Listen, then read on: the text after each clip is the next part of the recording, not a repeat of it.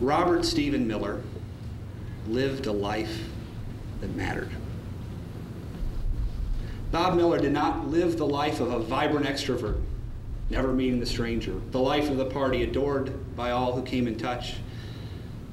No, that's the life of the woman he married. Bob Miller never reached the high corridors of power as a valued and trusted White House aide. No, that was the life of the daughter he cherished. And Bob Miller certainly never sought the spotlight, never tried to seek a public leadership role. Now, that's the life of the son for whom he was very proud. No, Bob Miller lived a life of quiet dignity. Like all of us here on earth, he was not perfect. But much more often than not, he did what was right and what was good. He showed integrity and character. He had class and principles. Bob Miller's accomplishments, while numerous, were not part of any attempt to impress the outside world. He had a strong moral compass that guided his actions. He led not through strong words, but through his soft-spoken example. Bob Miller lived a life that mattered. The past several months have been a very difficult, emotional time for my family. My wife Lisa gave me a book to help put it in perspective. The author is Rabbi Harold Kushner, who had a big publishing success with the book Why Bad Things Happen to Good People. Now, while that book certainly would be very applicable today, it's another work that particularly touched my heart. The book I'm talking about is called Living a Life That Matters, Resolving the Conflict Between Conscience and Success. In it, Kushner tells the story of a biblical figure whose life really mattered. Not Abraham, whose great faith ensured the vitality of monotheism. Not Moses, whose great leadership freed the enslaved. Not Solomon, whose great wisdom has never been rivaled. No, Kushner contends that it was Jacob who lived a life that mattered. And as I read more and more about Jacob, the more and more I recognized the father who I admired, whom I respected, whom I loved. Now, as children, Jacob and Bobby Miller could not have been more different. The only significant story we know about Jacob as a child, and his name means trickster, was that how he and his mother, Rebekah, used deceit to fool his father Isaac and rob the birthright of his only brother Esau. By stark contrast, Bobby loved his brother Jack with all his heart, who remained at the end one of his closest friends. And unlike Jacob, Bobby's youth was marked with prodigious achievement. He was a star pupil at the Kenwick School, and he was practically adopted by the famous principal there, Julia R. Ewing, for whom now the school is named. Valedictorian at the University High School, and the first Kentucky awardee ever of the National Merit Scholarship. Acceptance at all the country's best universities, choosing the small Haverford College, where he excelled academically and made friendships that lasted a lifetime. A Fulbright scholarship to Oxford, and graduation from Harvard Law School. It was about this time when Bobby became Bob, as a young adult, that his life began to intersect with Jacob's. For Jacob, the turning point came when he runs away from home. He goes to sleep in the desert and he has a dream. He dreams of a ladder reaching from heaven to earth. And at the top of the ladder, he senses God, who assures him that everything's going to be okay, and that he will go on to do great things and be a special person. As Kushner explains, Jacob learned his first lesson on what it means to live a life that matters. What Kushner says is Jacob learned the lesson that others don't have to lose for you to win, and that you don't have to do great things, headline-grabbing deeds to matter to the world. Everyone who puts in an honest day's work, everyone who goes out of their way to help a neighbor, everyone who makes a child laugh, changes the world for the better. Bob Miller's ladder came as a teenager when he discovered his faith in God. To Bob, the ladder came in the form of an organization called NFTY, the National Federation of Temple Youth. Despite coming from a small congregation in a tiny Jewish community, Bob Miller rose to his first and final elected office, national president of NFTY. Bob's 2-year term as president was highlighted by what he considers one of his life's greatest achievements. Under his leadership, NFTY established its first national summer camp, the Union Camp Institute, located just outside Indianapolis. The camp would bring together Jews from across North America and give young Jews from smaller communities like Lexington opportunities to build fellowship with other young Jewish people, or even to fall in love. He did not know at the time that he would meet his future wife, albeit briefly, at that camp. And he certainly could not predict that 30 years later, his son would follow him as national president of NFTY and meet and fall in love with his wife at the same camp. But even more significant, it was during this NFTY experience that Bob Miller's moral compass was developed as an instrument of his faith. Like Abraham smashing the idols of his father's shop, Bob returned home to order his beloved mother to remove that Christmas tree. To Bob Miller, Judaism was about establishing a personal moral code for his values and his actions. He believed strongly in the value of tzedakah, or charity. He was a very generous contributor to Jewish, civic, and social causes, but he always gave anonymously, because that's what Maimonides taught was the highest form of charity. He was always amused when he gets solicitations at home addressed to Mr. Anonymous at 1001 Maple Ridge Drive. Even more important to Bob Miller's Judaism, was his sense of social justice. The Bible implores, justice, justice shall you pursue. And Bob Miller pursued justice with vigor. That often meant taking on clients who had no other options or recourse, sometimes without charging a fee. It also meant activism for Democrats, but only those Democrats who shared his vision of a just society. Bob Miller was a proud and unapologetic liberal, and he loved all of the Kennedys, especially Bobby. Senator Ted Kennedy's words at Bobby's funeral ring true today about my father. He need not be idolized nor enlarged in death beyond what he was in life. He should be remembered simply as a good and decent man who saw wrong and tried to right it, saw suffering and tried to heal it. Those of us who loved him and who take him to his rest today pray that what he was to us and what he wished for others will someday come to pass for all the world. There was no more important issue of social justice to Bob Miller than the simple statement that illuminated his faith and made him proud to be an American, that all men and women are created equal. And there was no greater outrage to this child of the Jim Crow South that 1 full century after Lincoln freed slaves, that their descendants were still not treated with the respect, dignity, and humanity that all human beings deserve. Bob Miller threw himself into the civil rights movement of the 60s and proudly helped organize Martin Luther King Jr.'s historic March on Washington in 1963. And then he hurried home back to Lexington to help fulfill King's dream of a colorblind and just society. As a young lawyer, Bob drafted the charters of the local Urban League and the Human Rights Commission and served among their first directors. Now, what's amazing, yet typical about Bob Miller, is that his 2 children, who loved him and admired him more than anyone else in the world, did not know about his level of involvement in the civil rights movement until we dug around in the past few weeks. But that illustrates his character. What was important was that we shared his values for social justice, not that he got credit for doing what was right, for doing what his faith and moral compass directed.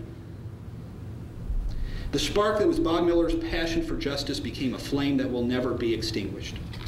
The civil rights organizations he helped create continue to instruct and inspire. Later, as a special justice on the Kentucky Supreme Court, he helped draft an opinion that authorizes the family courts, an institution which will protect women and children in the Commonwealth for many years. And his many years as a bar examiner will serve to shape the legal practice in Kentucky for decades. Bob Miller's enduring faith yielded another significant passion, that being a love for the earth, for nature, and for the beauty of all of God's and man's creations. He was a voracious collector of art, and through the construction of his dream house became a passionate devotee of architecture. From his childhood teaching horseback riding to his often full-time vocation of planting literally thousands of trees and flowers, Bob Miller was devoted to making the world a more beautiful place. Bob's last weeks were marked often at a frantic pace with ensuring that his personal kingdom, his home and property would remain beautiful and protected for generations. He looked out his window at what he helped create. And in the words of the scripture, he saw everything that he had made, and behold, it was very good. Like Jacob, Bob Miller climbed his ladder. Even though his days were short, they were filled with innate goodness. In his quiet, understated way, Bob Miller made a real difference. He searched for peace and justice and discovered integrity. And in the words of the official nifty song we just sang, Ani vata nishane et ha'olam, he literally changed the world. In so doing, he lived a life that matters. But according to Kushner, there's an even more important test for determining whether or not you've lived a life that matters. Because it is the test that ensures both one's happiness here on earth as well as one's immortality. Kushner puts it simply, you have lived a life that matters when you have learned what it is like to truly love someone. Real, passionate, romantic love is not common throughout the Bible. Most marriages in biblical times, and until recently, were arranged by parents at an early age. But Jacob was a notable exception. For the first and virtually only time in the Bible, Jacob falls in love with Rachel and sets out to marry her. He endured trickery by his father-in-law, who deceived him into marrying first Rachel's older sister, and then 14 years of hard labor. But Jacob endured, and it was worth it. Rachel was the great love of his life. Rachel gave meaning to his life. And when he died, he reflected on her love as his life's most powerful engine. It is in Jacob's love for his wife that I see the greatest parallels to Bob Miller. Not ironically, Bob first went on a date with Penny's older sister, Susie. Now, the parallels stop briefly, okay? My grandfather did not arrange a trick marriage. Instead, Susie recognized that Bob was more her little sister's type. On that first date with Penny, both attest it was love at first sight. Both knew early on that they were destined to be together. For 3 days, they were inseparable, movies, dinners. And on their fourth date, as is typical for those of you that know them, my mom popped the question. You know, Bob, we should get married. And he agreed. And within a year, they were married and moved to Kentucky to start their lives. In the early years, my parents reported they could not keep their hands off of each other. To be honest, Jennifer and I did not want to know more than that. But as their 38 years of marriage progressed, their love only deepened. They were constantly holding hands, and they expressed their love for each other over and over. In the early days of the marriage, my mom supported my dad's career. In the later years, my dad was my mom's primary editorial assistant and biggest fan. In the last 18 months, Bob and Penny endured experiences that could rip apart any marriage. But my dad's failing health only brought them closer. My mom was constantly at my dad's side, even when it meant her own personal suffering. We often urged my mom to take a break, get professional help. But my mom knew what we could only fathom to understand. My dad needed her. Penny was Bob's light, Penny was Bob's life. Like Jacob and Rachel, Bob and Penny's love illuminated their lives. He changed her life and she changed his. That meant everything, and that made it all worthwhile. But Bob's great love was not limited to his wife. Again, like Jacob, Bob Miller's greatest passion of all was his passion for his family. As a father, he was an unapologetic and uncompromising braggart. From an early age, everything that Jennifer and I did was perfect, and the whole world was going to find out. And he was so generous. Anything for the kinder was his motto. But the most important thing that Bob gave to his children, and later his grandchildren, was his unqualified love. We knew from the bottom of our hearts that he would do anything to protect us. His love was undeniable. His love made us complete. Bob and Jennifer had a very, very special bond. Jennifer, in so many ways, is her father's daughter. The same selflessness, the same urgent desire for social justice, the same unwavering and tenacious loyalty to friends and family. Jennifer was his princess, his baby girl, the apple of his eye. He was the greatest man she ever knew, her protector, her biggest fan. They shared each other's joy. They felt each other's pain. Bob would move mountains to protect Jennifer. And Jennifer would uproot her life, delay her sparkling career to be by his side. Jennifer's sacrifice was heroic, but Bob would have done the same for her. 3 other females occupied a special place in Bob's heart. His daughter-in-law, Lisa, and 2 granddaughters, Emily and Abigail, shared Bob's love of nature and all things living. While Lisa tended Bob's garden, Emily and Abigail regaled Bob with stories of their horseback riding. His grandchildren brought special joy to Bob, particularly in his final days. He loved reading to them, and he was so proud when they read to him. Emily and Abby will someday realize how fortunate they were to know Grandpa Bob.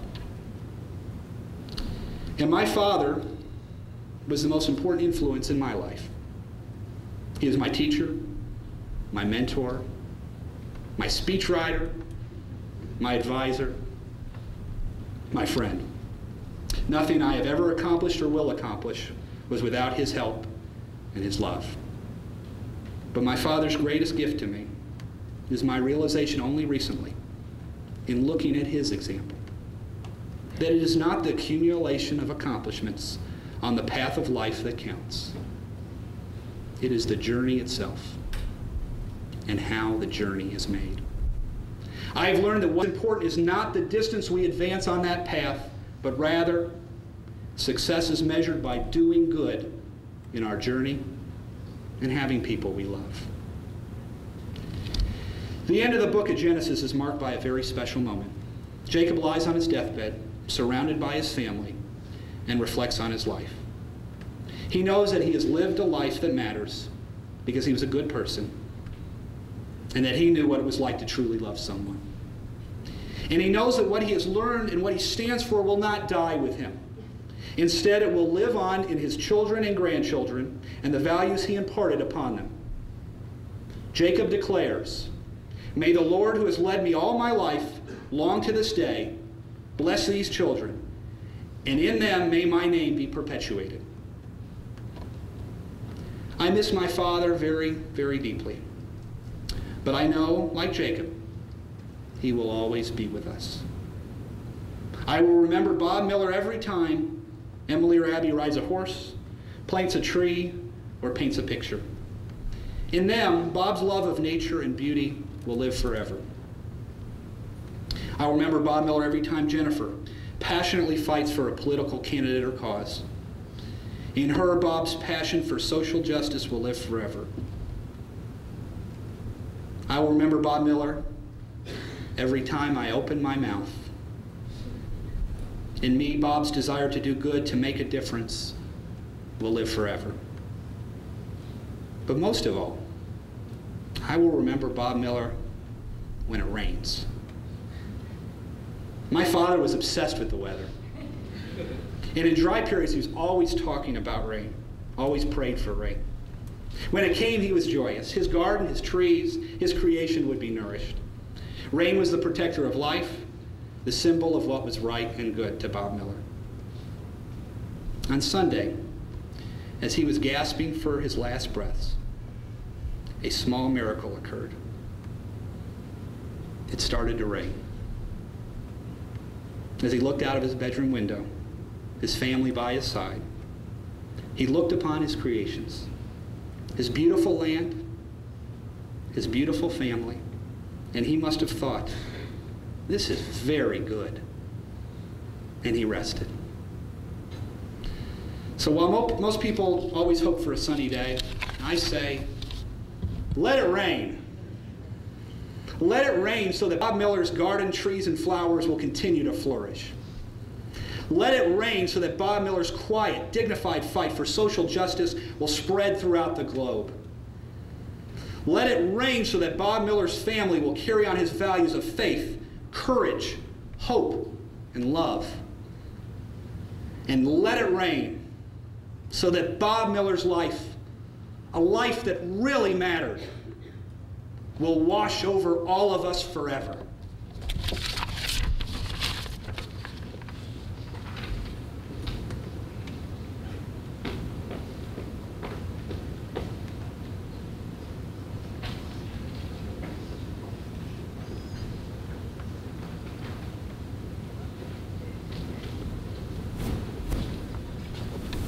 Let's take a moment for our own personal thoughts.